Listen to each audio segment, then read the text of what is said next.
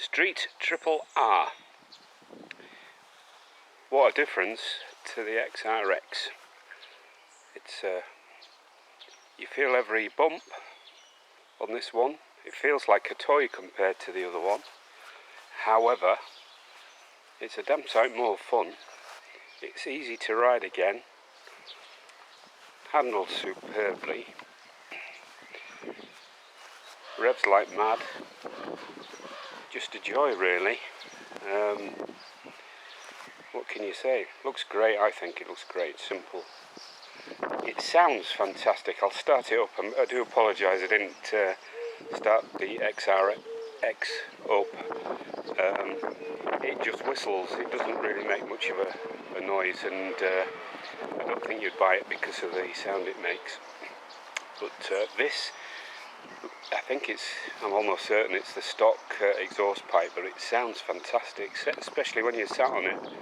It sort of burbles in the background and grunts when it needs to. So the R against the standard, and I think they sell more R's than the standard Street, has uprated suspension. I'm pretty sure it's adjustable. It's got much better brakes. I'm not sure what else it's got that's actually different. The engine's exactly the same, I know that. This particular one has got a seat cowl, but what's good about it is that it just clips over the existing seat, so you can take it off and still have a pillion. The foot pegs are still there. It's got a tail tidy, I think. It's got the fly screen and a belly pan down there.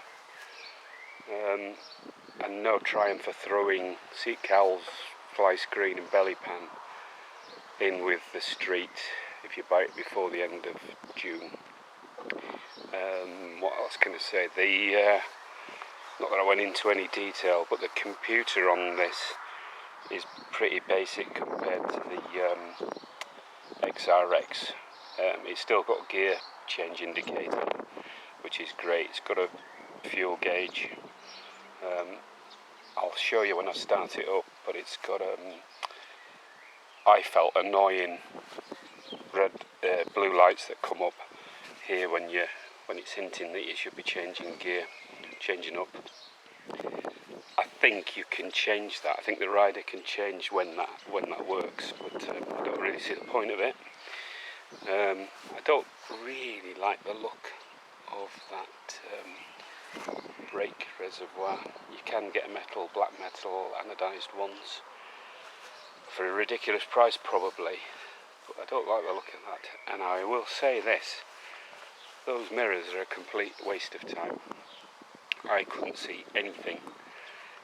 To actually see behind me, I had to completely move my head to get anything from those mirrors.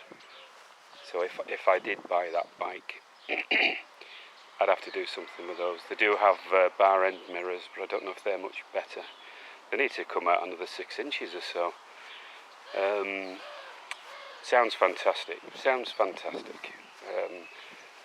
It feels really taut compared to my bike and the one I tried this morning.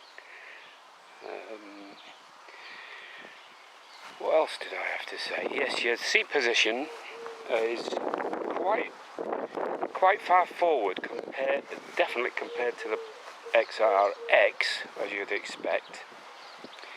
And again, a bit further forward to mine, the feet go further back. I think the handlebars aren't particularly sort of sporty, but I think because your feet go further back, it puts you in a sort of lean forward position. But I think the big thing with the Street is there's slightly more weight on the front half of the bike than the back half to improve the handling, and that's what it does. When you get a fat bastard like me on it, they can do what they want, can't they? But there you go. I think it's a really nice looking bike.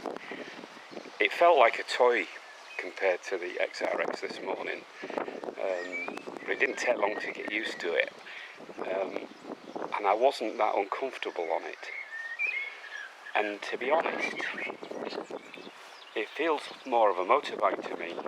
Having been off motorbikes for 30 years, the XRX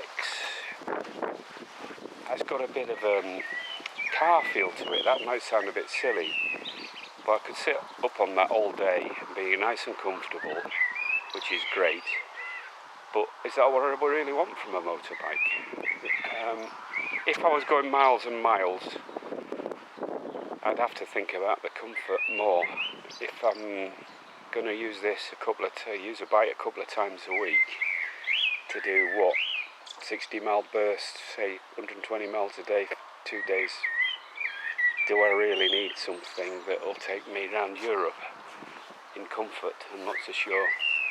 There's no whistles and stuff like, there's no 12 volt power on there, but do I really need that? And it's easy to install something like that for next to nothing anyway. Not sure, the wife's saying go and buy it, but she's not been drinking.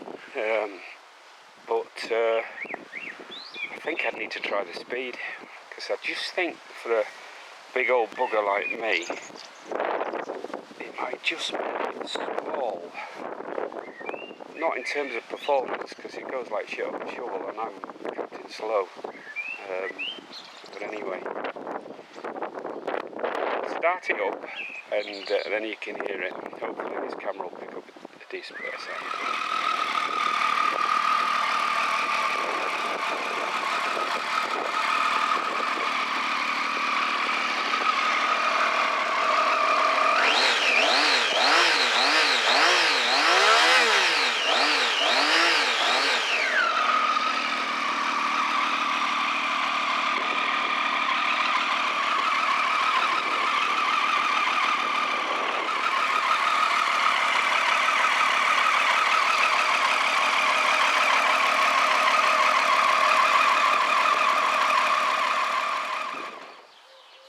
Yes, what I would add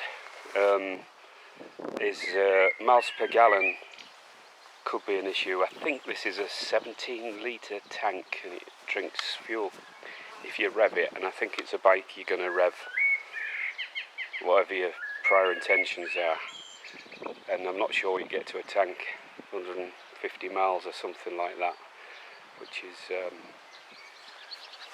if I had to fill it up every return journey to Catterick, that would be a pain in the arse. And how could you stick a top box on there? You just couldn't, could you? I bought a top box for the Honda, which it's suited to really. It's really handy for putting the helmet in when you're going places and stuff. And I just couldn't put a top box on there. What would the point be? A good looking bike like that. There's some musings anyway. Right, I better get this back to Triumph. I must say, I had the other one for about an hour and a half, and I came to collect this. He says, do you want a cup of tea or something and get off later? And I said, no, I'll take it straight out because there's in a bit of rush to walk the dog. And he says, well, nobody's booked it out, you can have it all afternoon. So I brought it back home, took the dog out for a walk and just had a cup of tea. So you can't beat that. Of course they're trying to sell the thing, aren't they? Hey, ciao!